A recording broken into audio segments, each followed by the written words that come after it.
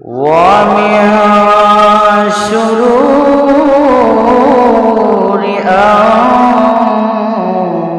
أنفسنا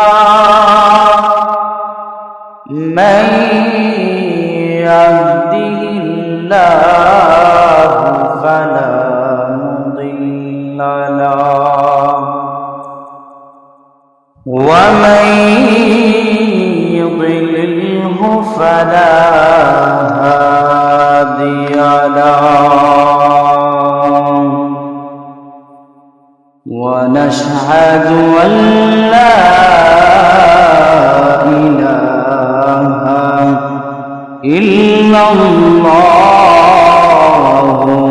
محمدا عبده ورسوله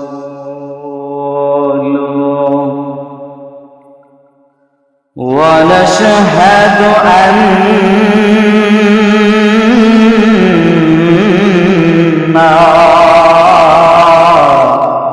سيدنا وسندنا وحبيبنا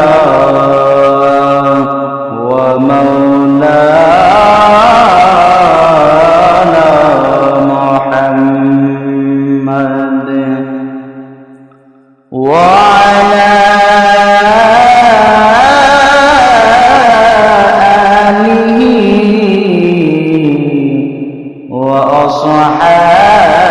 وأصحابه وبارك وسلم أرسله بالحق بشيرا ونذيرا وداعيا إلى الله بإذنه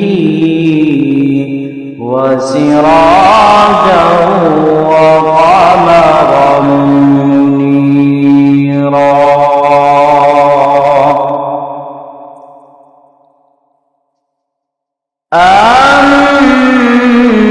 أما بعد فقد قال الله تعالى في القرآن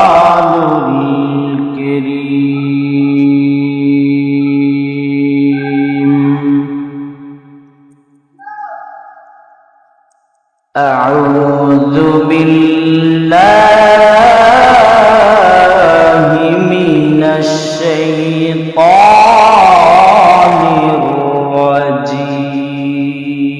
الرجيم بسم الله الرحمن الرحيم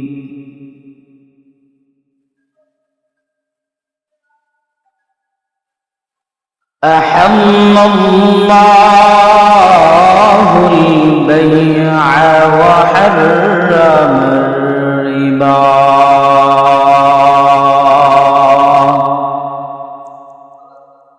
صدق الله العظيم وصدق رسوله النبي الأمي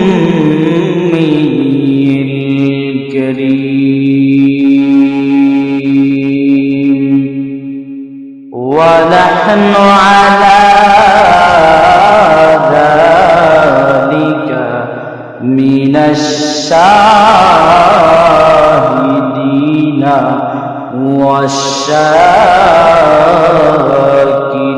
والشاكرين والحمد لله رب العالمين. العالمين.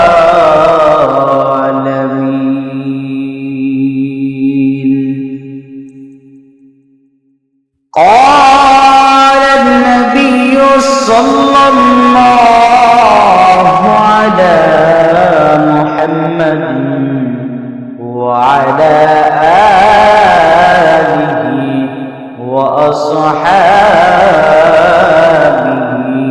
وسلم: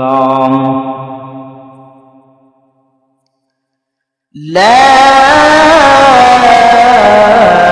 يدخل الجنة جسد غذي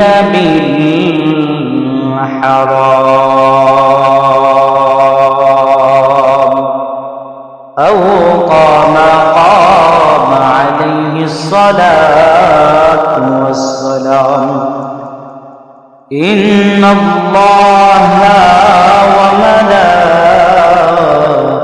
وملائكته يصلون على النبي يا أيها الذين آمنوا صلوا عليه وسلموا تسليما. اللهم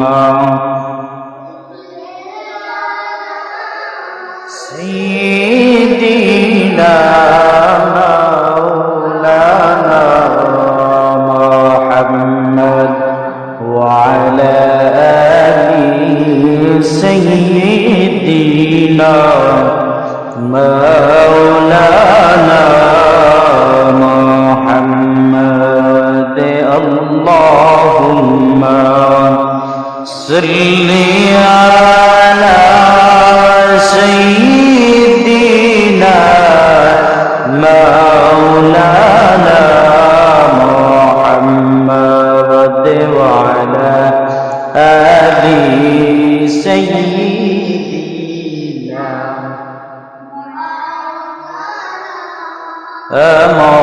محمد. দিবানিশি মন রে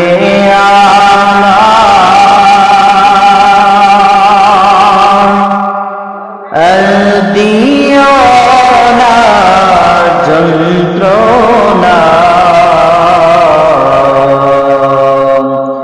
দনে যদি হইতাম দলি যাইতাম সোনার মদিনা।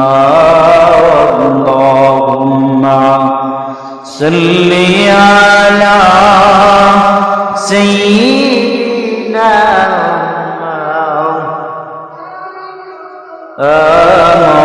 মুহাম্মাদ ওয়া আলা আলি সাইয়্যিদিনা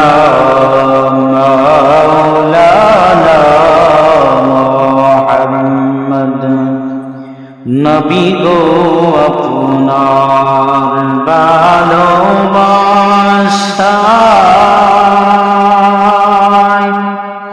আল্লাহর ওয়ালি হওয়া যায়।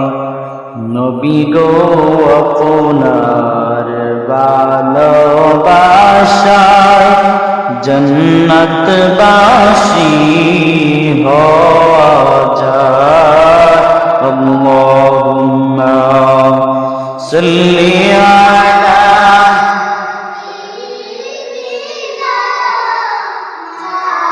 লানা মুহাম্মাদ ওয়া আলা আলি সাইয়্যিদিনা মাওলানা মুহাম্মদ।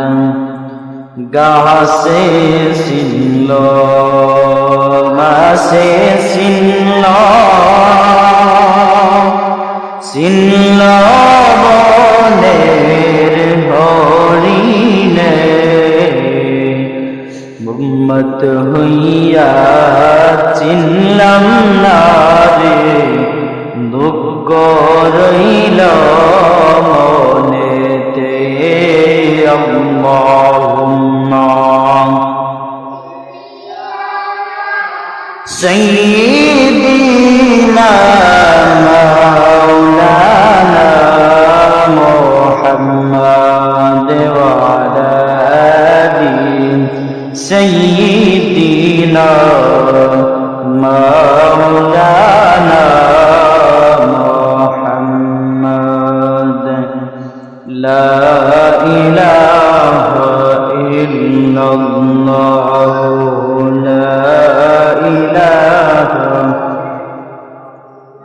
لا إله إلا الله لا إله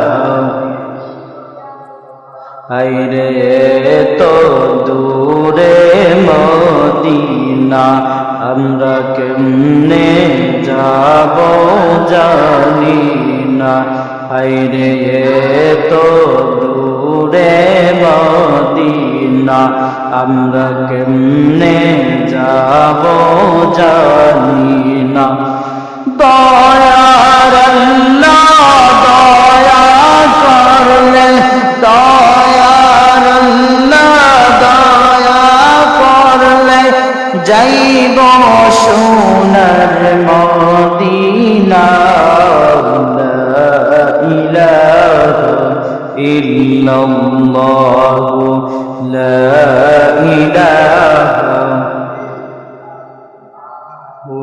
লা ইলাহা ইল্লাল্লাহ আইরে রিশকা চলে না চালক চালা নৌকা চলে না মাঝি ছাড়া আইরে রিশকা চলে না চালক চালা আইরে নৌকা চলে না মাঝি ছাড়া হায়রে দুনিয়া চলে না আল্লাহ সারা হায়রে দুনিয়া চলে না আল্লাহ সারা লা ইলাহা ইল্লাল্লাহ লা ইলাহা ইল্লাল্লাহ লা ইলাহা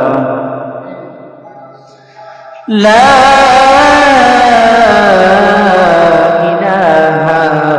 ইল্লাল্লাহু মুহাম্মাদুর রাসূলুল্লাহ সাল্লাল্লাহু আলাইহি ওয়াসাল্লাম।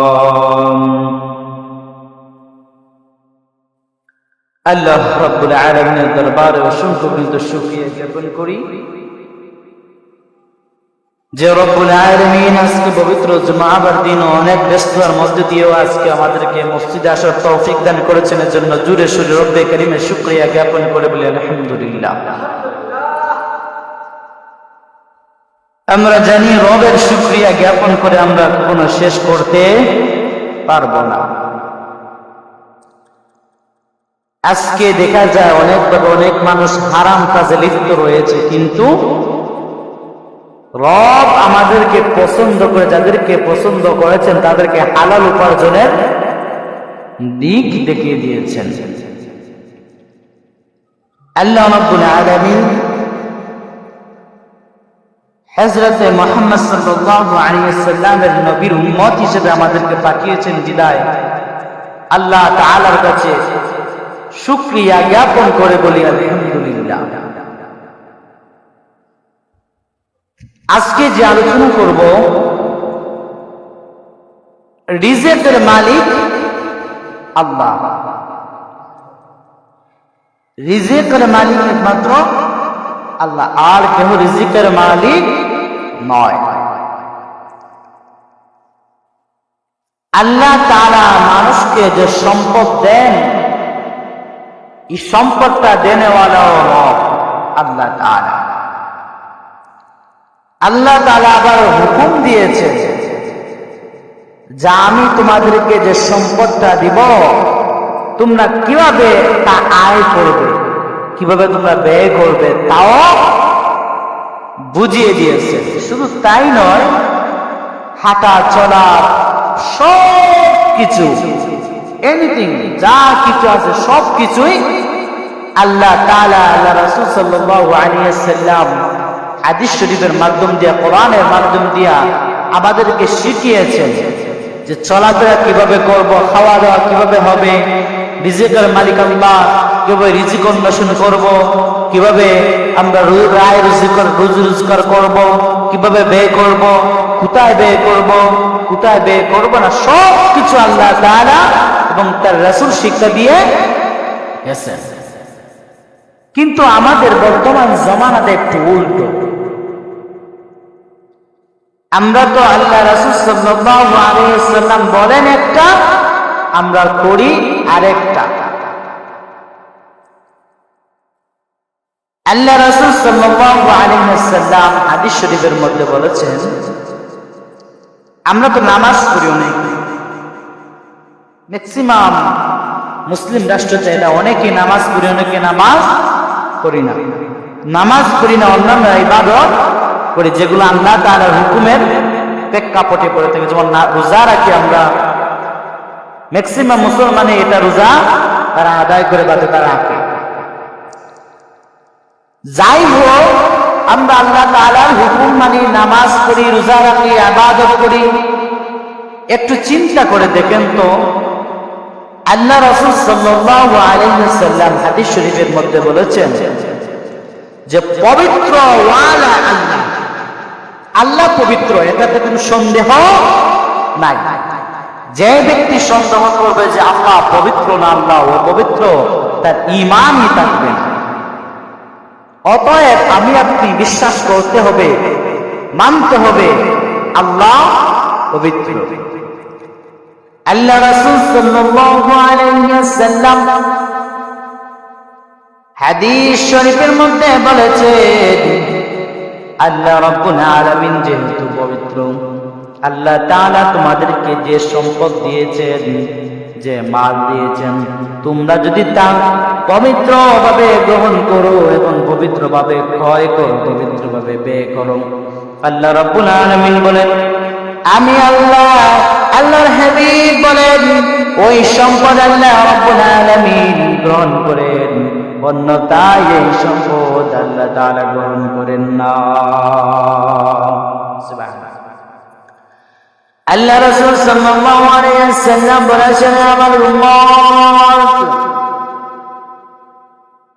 আল্লাহ পবিত্র, আতহারুল্লাহু তাআলা, আল্লাহ পবিত্র, এটা আমি তুমি সবাই বিশ্বাস করি। কিন্তু চিন্তা করে দেখেন, আপনি যে রিজেক্টটার অন্বেষণ করেন, যে রিজেক্টটারে আপনি নিজের জন্য ব্যবহার করতে চাচ্ছেন, একটু গবেষণা করে দেখেন ওই রিজেক্টটাকে আল্লাহ তাআলা যেভাবে দিয়েছেন ওইভাবে রয়েছে, নাকি হালাল পন্থা নাকি হারাম পন্থায় রূপান্তরিত হয়ে গেছে। আল্লাহ রাব্বুল আলামিন, আল্লাহ রাসূল সাল্লাল্লাহু আলাইহি ওয়াসাল্লাম হাদিস শরীফের মধ্যে বলেছেন, আল্লাহ যেহেতু পবিত্র, আল্লাহ পবিত্র জিনিস ছাড়া, পবিত্র জিনিস ব্যতীত অপবিত্র জিনিস গ্রহণ করেন না। আল্লাহ তাআলা অপবিত্র জিনিস গ্রহণ করেন না। এবার আপনি চিন্তা করে দেখেন, আল্লাহ রাসূল সাল্লাল্লাহু আলাইহি ওয়াসাল্লাম বলেছেন যে আল্লাহ অপবিত্র জিনিস গ্রহণ করেন না। আপনি অপবিত্র জিনিস কি, এটা ব্যাখ্যাটা আসছে তিরমিজি শরীফের হাদিস। এর ব্যাখ্যাটা আসছে, উলামায়ে কেরাম ব্যাখ্যা করেছেন, বলেছেন যে অপবিত্র জিনিস বলতে হারাম, যেগুলো আল্লাহ পছন্দ করেন না।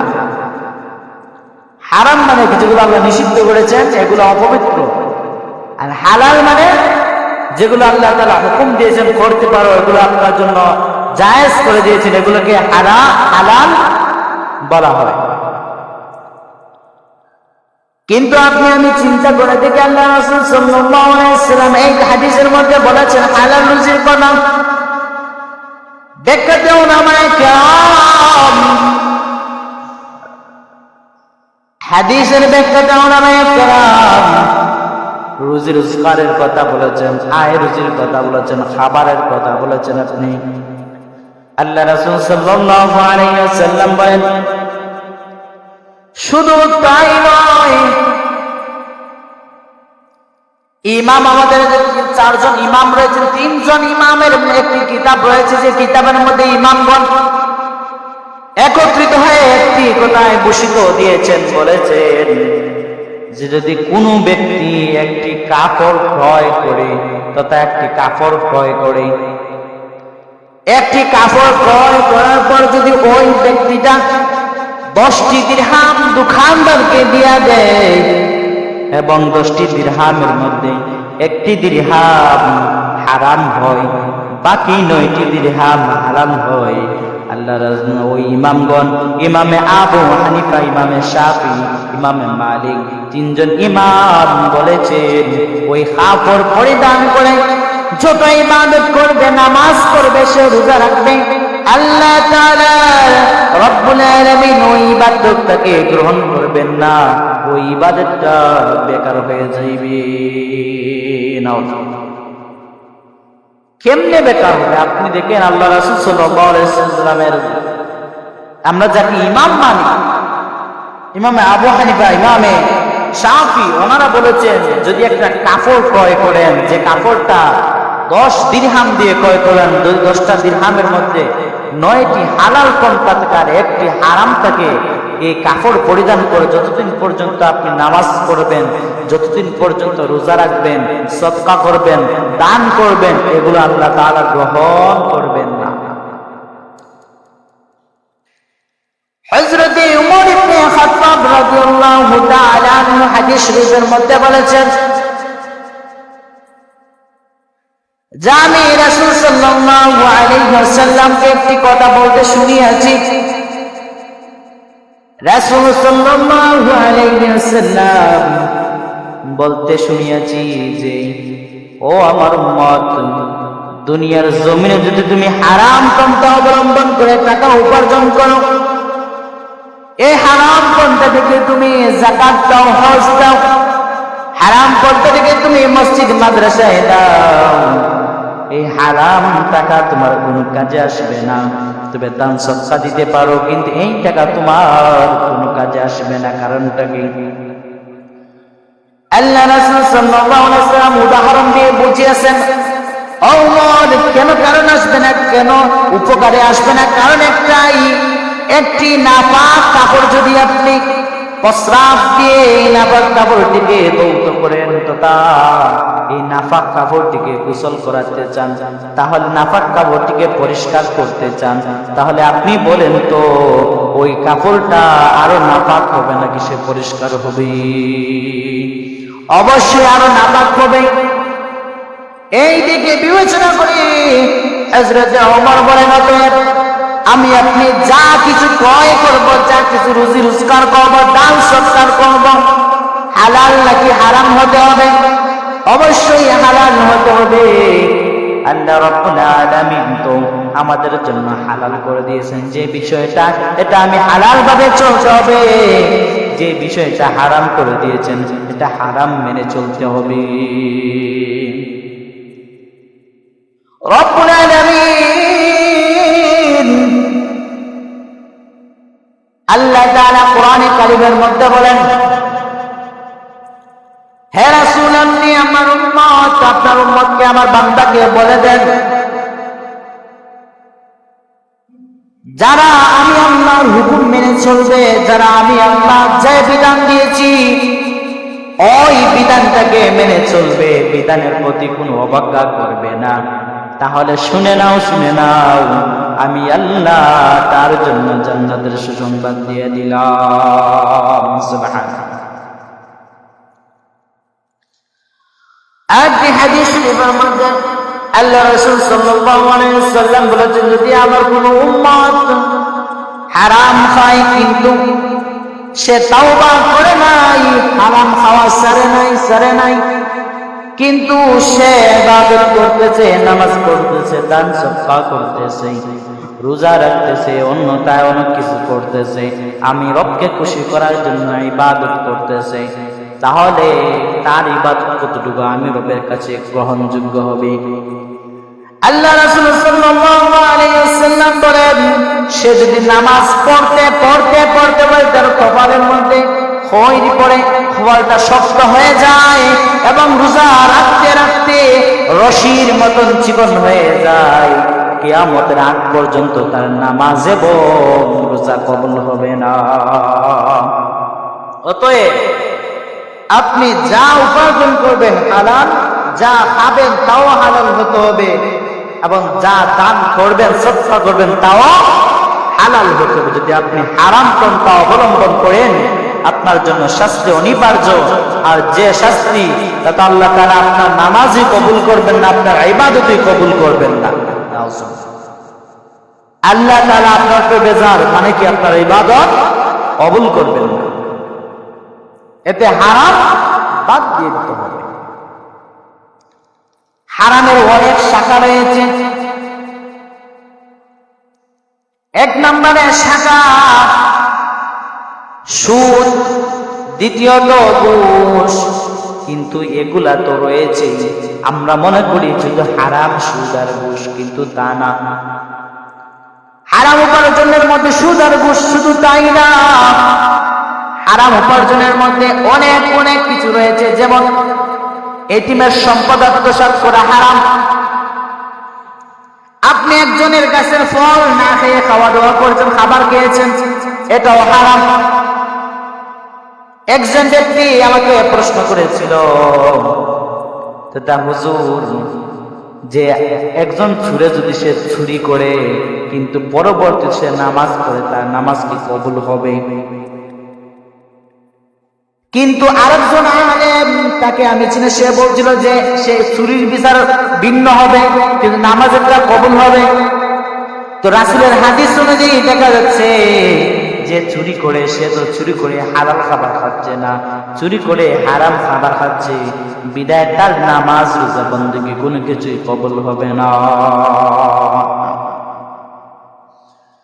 আপনি চিন্তা করে দেখেন, শুধু তাই নয়, যে হারাম আপনার নিজের শরীরের মধ্যে আপনি গ্রহণ করছেন, আল্লাহ রাসূল সাল্লাল্লাহু আলাইহি ওয়াসাল্লাম বলেছেন, লা ইয়াদখুলুল জান্নাতা জাসাদুন গুযিয়া বিল হারাম।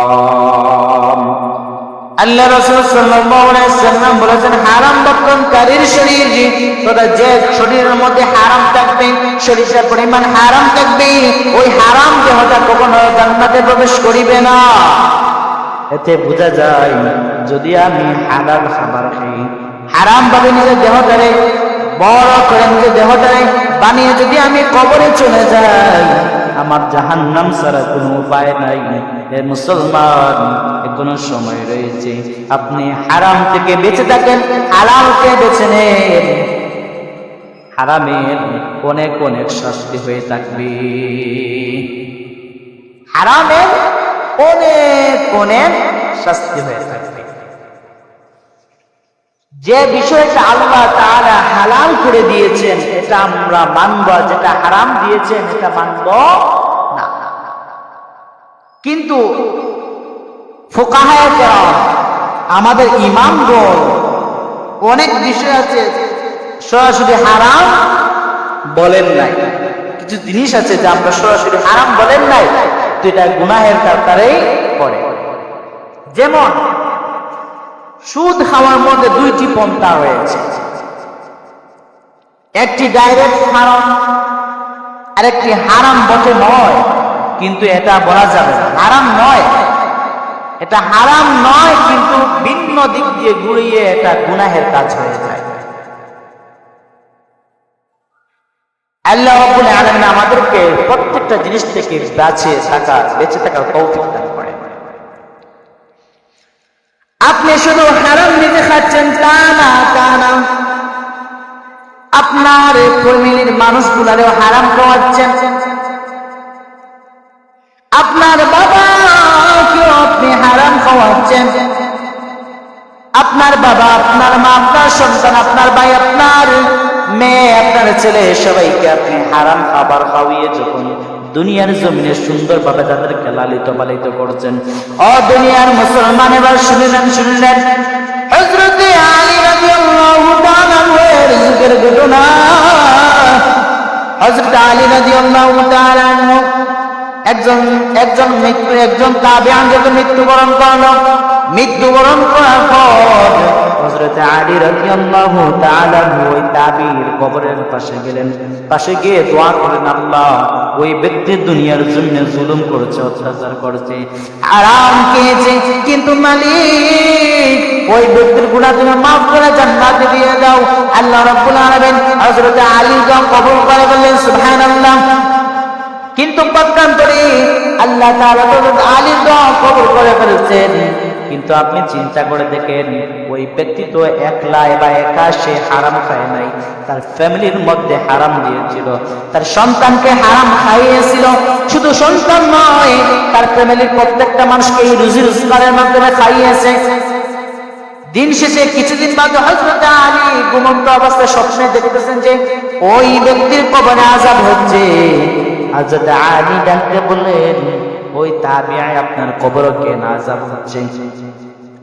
আল্লাহ কি আপনাকে মাফ দেন নাই? হযরত আলী ডাকতে বলেন, তাবিঈ, আপনাকে আল্লাহ তাআলা কি মাফ দেন নাই? তাবিঈ ডাকতে বলে, হ্যাঁ আল্লাহ রাসূলের খলিফা, আল্লাহ তাআলা আপনি যে সময় দোয়া করেছিলেন আল্লাহ মাফ করে দিয়েছিলেন, কিন্তু আজকে আমি কবরের মধ্যে এত আযাবের অন্তর্ভুক্ত, এত আযাবের অন্তর্ভুক্ত, কারণ আমার ছেলেগুলো তো দুনিয়ার জমিনে বেঁচে আছে।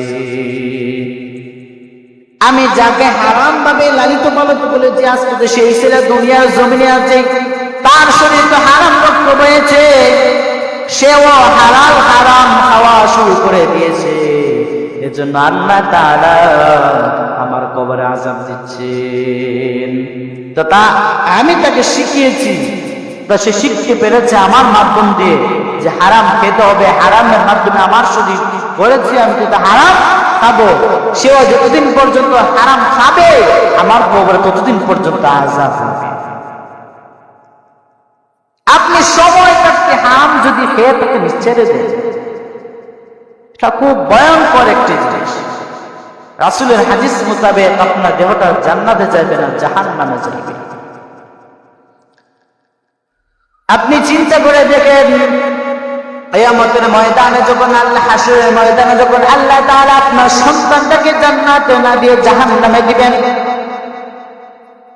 দুনিয়ার প্রত্যেকটা সন্তান, কোন সন্তান দুনিয়ার জমিনে থাকতে চায় না তার বাবাটা জাহান্নামে যাক, কোন দুনিয়ার সন্তান চায় না তার মাটা জাহান্নামে যাক।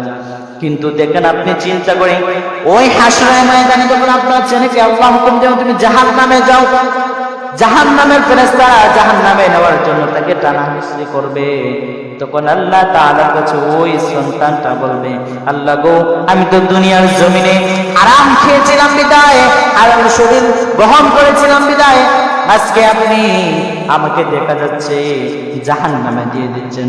ও মালিক, জাহান্নামে যাওয়ার আমার কারণটা কি? আমাকে যে ব্যক্তি হারাম শিখিয়েছে, যে ব্যক্তি আমাকে হারাম খাইয়েছে, ওই ব্যক্তিকে যদি আমি না দেখি তাহলে আমি কিভাবে জাহান্নামে যাব? আল্লাহর কাছে ওই ব্যক্তি যখন ফরিয়াদ করবে, আল্লাহ তাআলা বলবেন, যাও যাও ওই ছেলেটার মা এবং বাবাকে নিয়ে আসো। যদি বাবা হালাল না খেয়ে হারাম খাওয়ায়, বাবা মাকে সামনে আনবে, সামনে আনার পর ওই সন্তানটা বলবে, আল্লাহ আমি তাদের বুকের মধ্যে পা দিয়ে জাহান্নামে ডুবতে চাই। নাউজুবিল্লাহ। তা আপনি এখন সময় আছে, আপনি এগুলা ছাড়তে হবে। আপনি দেখেন, হারাম পন্থা অবলম্বন না করে কিন্তু রিজিক হয়েছে, আপনার জন্য আল্লাহ রিজিক দিয়েছেন। যদি আপনি হারাম পন্থা অবলম্বন করে থাকেন, এটা আপনার জন্য ভুল একটা সিদ্ধান্ত।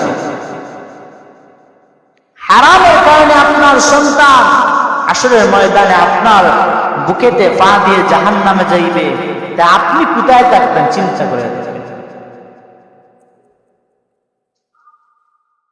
হযরত আবু বকর রাদিয়াল্লাহু তাআলা আনহু, তারা প্রত্যেকটা সাহাবী তাবেঈনরা হারামের প্রতি খুব যত্নশীল, তারা হারামকে বেঁচে থাকার জন্য কত চেষ্টা করতেন। হযরত আবু বকর রাদিয়াল্লাহু তাআলা আনহুর যুগের একটি ঘটনা। হযরত আবু বকর রাদিয়াল্লাহু তাআলা একজন গোলাম ছিল। কি ছিল? গোলাম ছিল। হযরত আবু বকর রাদিয়াল্লাহু তাআলা আনহু গোলামের সাথে চুক্তিনামা শুরু হয়ে গেল। গোলামটাকে ক্রয় করে দিবেন, বিক্রি করে দিবেন, তথা আযাদ করে দিবেন। ওনার কাছ থেকে গোলামকে আযাদ করে দিবেন। গোলামকে বললেন, গোলাম বলল, ও মালিক, আমি আপনাকে এত দিরহাম দিব, আপনি আমাকে আযাদ করে দিবেন। হযরত আবু বকর রাদিয়াল্লাহু তাআলা রাজি হয়ে গেলেন। এবার যখন ওই গোলামটা প্রতি কিছুদিন বাদে বাদে কিছুদিন পরে পরে হযরত আবু বকর রাদিয়াল্লাহু তাআলা আনহুর কাছে টাকা নিয়ে আসে, দিরহাম নিয়ে আসে। আবু বকর রাদিয়াল্লাহু তাআলা আনহু সন্তুষ্টমূলক প্রশ্ন উত্তর না পাওয়া পর্যন্ত ওই গোলামের কাছ থেকে টাকা নেন না। গোলামটা টাকা আনে, আল্লাহর রাসূল হযরত আবু বকর জিজ্ঞাসা করেন, ওই গোলাম তুমি টাকা কোথা থেকে আনছো? গোলাম যখন সন্তুষ্টমূলক প্রশ্নের উত্তর দিবে, আবু বকর রাদিয়াল্লাহু তাআলা ওই টাকাটা তখন নেন, তারপরে টাকাটা নেন না। এভাবে বেশ কিছুদিন চলে গেল। একদিন হযরত আবু বকর রাদিয়াল্লাহু তাআলা ক্ষুধার্ত, অনেক ক্ষুধার্ত। ওই গোলামটা খাবার নিয়ে আসলো। খাবার নিয়ে আসার পর দেখা যাচ্ছে হযরত আবু বকর রাদিয়াল্লাহু তাআলা আনহুর কাছে দিল। দেওয়ার পর হযরত আবু বকর রাদিয়াল্লাহু তাআলা আনহু ওই খাবারটা খেয়ে ফেললেন, কিন্তু আজকে খেয়াল ছিল না ওই গোলামকে জিজ্ঞাসা করার কথা। আজকে খেয়াল ছিল না যে গোলামকে জিজ্ঞাসা করবে যে আজকে খাবার কোথায় পেয়েছো, কোথা থেকে আনছো। খাবার খাওয়ার শেষে মনে হয়ে গেল আমি তো আজকে জিজ্ঞাসা করে নাই। গোলামকে লগলকে প্রশ্ন করলে, গোলাম তুমি খাবার কোথা থেকে আনছো? গোলাম উত্তরে বলল, হ্যাঁ আল্লাহর রাসূলের খলিফা হযরত আবু বকর, আমি আগে মানুষকে ধোঁকা দিতাম, মানুষকে অন্যায় অত্যাচার করতাম, তাদের কাছ থেকে ধন সম্পদ লুটে খাইতাম। ওই ধন সম্পদ আমি জমা করার পর আজকে ওই ধনের জমা টাকা থেকে আমি আপনার জন্য খাবার আনছি। এখন আপনি ওই খাবারটা খেয়ে বলছেন। হযরত আবু বকর শোনার পর নিজের হাত মুখের ভিতরে ঢুকে বমি করার জন্য উত্তেজিত হয়ে গেলেন, কিন্তু বমি আসতেছে না। এক পর্যায়ে উনি পানি খাইতে খাইতে এমন পানি খাইছেন, দিন শেষে সব কিছু বাইর হয়ে বমির মাধ্যমে চলে আসলো। আল্লাহ রাসূল সাল্লাল্লাহু আলাইহি সাল্লামের সাহাবী হযরত আবু বকর রাদিয়াল্লাহু তাআলা আনহু হাদিস শরীফের মধ্যে বলেছেন যে যদি এই হারাম খাদ্যটুকু আমি বাহির করতে আমার মৃত্যু হতো তাহলে এটা আমি রাজি ছিলাম। যদি আমার মৃত্যু অসংগঠিত হয়ে যেত তাহলে আমি এই হারাম খাদ্য বাইরে করে দিতাম। সুবহানাল্লাহ। তার কি এমন মুজিজাবান ছিলেন, তারা চাইতে তারা হারামের প্রতি এত খেয়ানত করতেন, সব কিছুকে মেনটেন করে চলতেন। তারা হারাম ভুলে যদি ঢুকে যায়, আল্লাহ রাসূলের হাদিসে বলেছেন, আল্লাহ রাসূল যে হারাম বক্ষণ করেন শরীর, যে শরীরে হারাম রয়েছে শরীর জাহান্নামে যাবে, জান্নাতে যাইবে না। তারা কিন্তু জান্নাতের সার্টিফিকেট একজন সাহাবী, তারা চিন্তা করছেন যে আল্লাহ তাআলা সার্টিফিকেট দিয়েছেন ঠিক আছে, কিন্তু আমি যে হারাম খেয়ে ফেলি, জান্নাতে যাওয়ার আগেই যদি আমি হারামটা খেয়ে ফেলি তাহলে তো আমার হবে না। তারা অনেক কিছু চিন্তা করতেন যে এটা হালাল নাকি হারাম, অনেক কিছু দেখতেন। হযরত আনাস রাদিয়াল্লাহু তাআলা আনহু বলেছিলেন, আমরা যদি 10 টাকা ক্রয় করতাম তথা 10 দিরহাম ক্রয় করতাম তথা 10 গুণ ক্রয় করতাম, 10 গুণের মধ্যে থেকে 9 গুণ আমরা নিজের প্রয়োজনে লাগাইতাম, 1 গুণ আমরা লাগাইতাম না। কারণটা কি? আমরা মনে করতাম যদি 1 গুণের মধ্যে হারাম মিশ্রিত হয়ে যায়, 10 গুণ যদি 1 গুণে হারাম মিশ্রিত হয়ে যায়, বলা তো যায় না কিভাবে হারাম চলে আসে, এই চিন্তা করে তারা 1 গুণ ব্যবহারই করতেন না। এতে বোঝা যায় হারাম এমন একটি জিনিস যা আপনার ইবাদতটাকে ধ্বংস করে দেয়, নষ্ট করে দেয়। আপনি যতই হারাম খাই, হারাম খাওয়াটা আমাকে জাহান্নামের দিকে ঠেনে নেয়। আল্লাহ রাসূল সাল্লাল্লাহু আলাইহি ওয়াসাল্লাম এক ব্যক্তি আল্লাহ রাসূল সাল্লাল্লাহু আলাইহি ওয়াসাল্লামের কাছে আসলো, আল্লাহ রাসূল আমার জন্য আপনি আল্লাহর কাছে দোয়া করেন, আল্লাহ তাআলা যেন আমার রিজিকের মধ্যে বরকত দেন, আমার গুনাহকে যেন আল্লাহ মাফ করে দেন। আল্লাহ রাসূল সাল্লাল্লাহু আলাইহি ওয়াসাল্লাম ওই ব্যক্তির জন্য আল্লাহর কাছে হাত বাড়ালেন। পক্ষান্তরে আল্লাহ তাআলা ওহী নাযিল করে ফেললেন, জিবরাইলে পাঠাইলেন, ও হাবিব, আপনি কার জন্য আমার কাছে দোয়া করছেন? ওই ব্যক্তি তো হালাল রুজি করে নাই, সে তো হালাল ভাবে তার ক্রয় করে নাই, তার আয়তন করে নাই। যার জন্য আপনি আমার কাছে দোয়ার জন্য দরখাস্ত করেছেন, যার জন্য আপনি মাহফিলের জন্য দোয়ার জন্য দরখাস্ত করেছেন, ওই ব্যক্তি তো হালাল ভাবে টাকা উপার্জন করে নাই, আপনি তার দোয়া কখনো কবুল হবে না। কিয়ামতের আগ পর্যন্ত তার দোয়া কবুল হবে না, যতদিন পর্যন্ত না সে তাওবা করে হালাল না খাওয়া শুরু করবে হারাম বাতিল দিয়ে। যতদিন পর্যন্ত সে হারাম ছেড়ে হালাল না খেয়ে তাওবা করে সে এগুলো ছেড়ে দিবে, ততদিন পর্যন্ত তার দোয়া আল্লাহ তাআলার কাছে কবুল হবে না। অনেক ক্ষতি রয়েছে, হারাম খাইলে অনেক ক্ষতি রয়েছে। এক নম্বরে তার রিজিকের মধ্যে কোনো বরকত থাকবে না। এক নম্বরে তার রিজিকের মধ্যে বরকত থাকবে না, তার ফ্যামিলির মধ্যে আয় উন্নত কোনো কিছুই থাকবে না।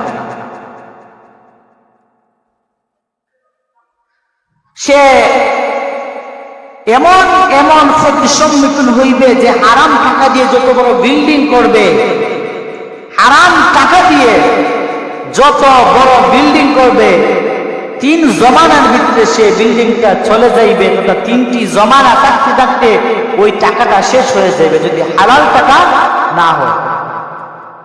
আল্লাহ রাসূল সাল্লাল্লাহু আলাইহি ওয়াসাল্লাম বলেছেন, যদি একজন ব্যক্তি হারাম ভাবে একটি বিল্ডিং ক্রয় করে, শুধু বিল্ডিং নয় টাকা পয়সা অট্টালিকা বানায়, কিন্তু ওই টাকাটা হালাল নয়, হারাম, এমন সময় জমানা যাইবে, তার জমানায় হয়তো টাকাটা চলে যাইবে।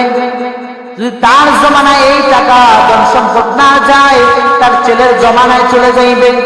যদি ছেলের জমানায় টাকা পয়সা ধন সম্পদ গুলা না